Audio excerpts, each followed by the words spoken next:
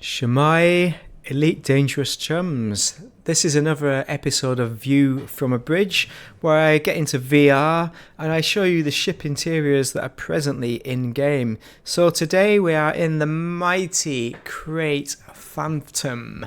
This is perhaps my favourite ship in the game.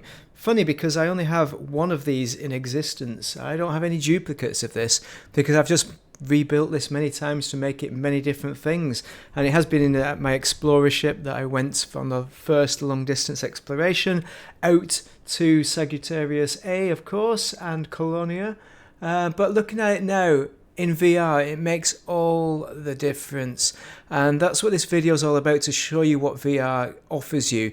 Now, what you can see here, it's pretty low res because that's the limits of my recording software, but you can see just how involving it is to see these massive structures sitting out either end of the cockpit.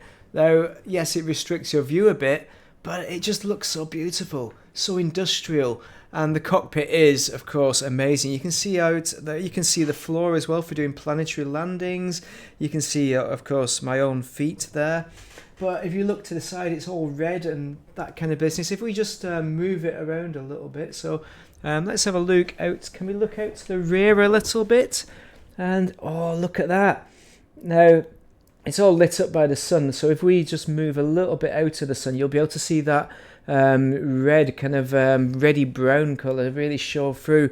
And compared to the Krait Mark II, the difference is it doesn't seem to have a coffee pot, I don't think. I think that doesn't the Krait II have a coffee pot somewhere? But both of them are very similar layouts. So if we look to that side, there's a lot of panelling, a lot of computer terminals. And there's a big screen. You could put the football on that from a projector. Now, the other reason for this video is to talk about what FDev could do with these kind of spaces on the medium and large style ships on these bridges, where you could add additional gameplay kind of stuff with some surely minor tweaks, where you could have another panel, another terminal or something in there. You could put some kind of unit in there to do a bit of an extra activity. Have it as an upgradable maybe even for only certain vessels even, but any vessel, choose one. It's got the steps, which you have a lot in these medium level ships, where you step upwards or step downwards, and if we look onto the right hand side, so if we just turn around very slowly to allow VR to adjust, sorry, it's my limits of my graphics card, you can see out that side another seat. So that's our co-commander out on that side, could be a male or a female, and you've also got some other industrial kind of terminals. Looking out to the far back, you can't quite see it. I mean, maybe if I stand up, standing up has had limited impact. Sometimes it works standing up, and you can actually see above this seat. But you can see there's another door. I'm just hitting the shelf at the side of my computer here. Sorry, I'm breaking the immersion there. I mean, I'm just tapping thin air. I'm just imagining I'm doing that. But you can see there's another exit. So you've got exits to the left and the right. So it allows us for an emergency exit. It's very, I suppose it's quite an industrial kind of operational kind of unit and lighting and that. So it's very nice, and I don't think they've got the co-pilot has a display on because I obviously don't have a co-pilot on board. But we've got all these lovely textures on the floor. There's a bit of grease there as well.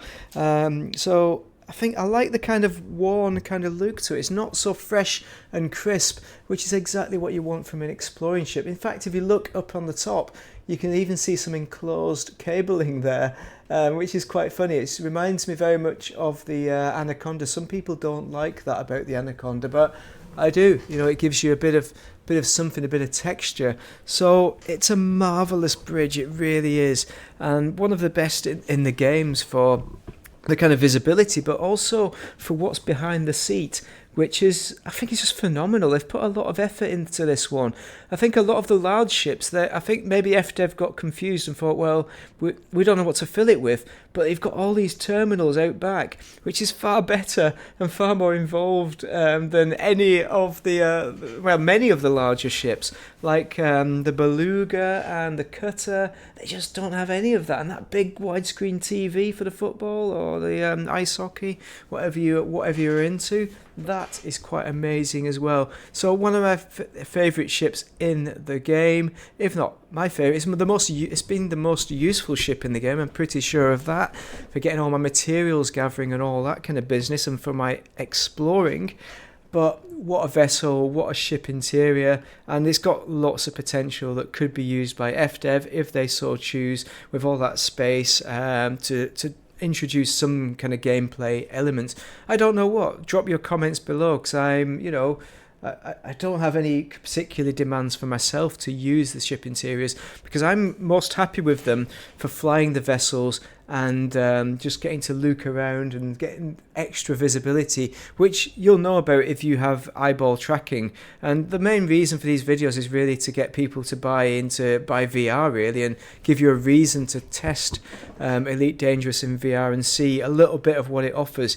By the way, it's not nearly as immersive what you're going to see on video, on this YouTube video, because of the limitations of what I'm producing here, compared to what you actually see with a VR headset on, which is far, far better. But I'm just trying to give you some kind of enthusiasm for it, and to give you a bit of a vision before you buy, if you will. Obviously, try somebody else's setup if you have that available. But what a dream. How marvellous is this? View from a bridge. It doesn't get a lot better than this. This is one of the best bridges in the game. Of course, we have the Krait Mark II coming up as well, the more combat orientated version. And I hope you'll find that useful. But every Sunday, 14:30 or 2:30, super lucky, we're going to have that out there. We're going to have a view from the bridge as long as the series runs. I'm going to try and get every medium and large ship that I can get done with enthusiasm, so you can see the internals for all of those ships. So you can watch them in the series if you enjoy watching them, obviously. But if you're thinking about buying a ship and you want to see what it looks like internally, ship interiors, as in the interiors that are in the game, then you can use these videos for that, hopefully.